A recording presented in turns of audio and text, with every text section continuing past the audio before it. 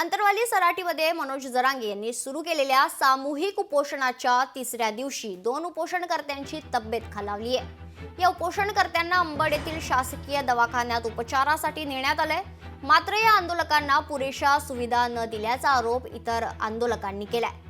याशिवाय उपोषणस्थळी 110 आंदोलक उपोषणात सहभागी झालेले असताना त्यांच्या तपासणीसाठी पुरेसे डॉक्टर आणि कर्मचारी दिले नसल्याचा आरोप देखील आंदोलकांनी केलाय। वाल्मिक कराडला कशी सुविधा देता, आमच्या आंदोलकांना सुविधा का नाहीत, असा सवालही आंदोलकांनी उपस्थित केलाय।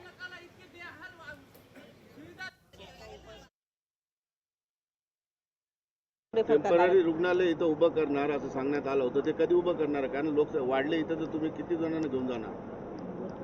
मी ते ही जी मागणी आहे ती कळवते माननीय जिल्हाधिकारी साहेबांना। आणखी कळवलेली नाही की एवढे लोक बसलेले आहेत ते कळवलेलं आहे। इथं एक हॉस्पिटल उघडायला पाहिजे ना, एवढे लोक कसे कॅरी करणार तुम्ही? ही गोष्ट मी त्यांना कळवते। आमच्याकडून जेवढा आहे अत्यावश्यक सुविधा तेवढा आम्ही करणार आहोत, परंतु बऱ्याच जे आहेत उपोषणकर्ते ते नकार देत आहेत आणि त्यांनी कृपया करून उपचार घ्यावा ही काय म्हणतात त्याला विनंती आमची राहील आणि तसं सहकार्य आपल्या सगळ्यांकडून पण अपेक्षित राहील। इथे उपोषणाला कमीत कमी 100 ते 150 माझे बंधू बसलेले आहेत। इथे आहेत।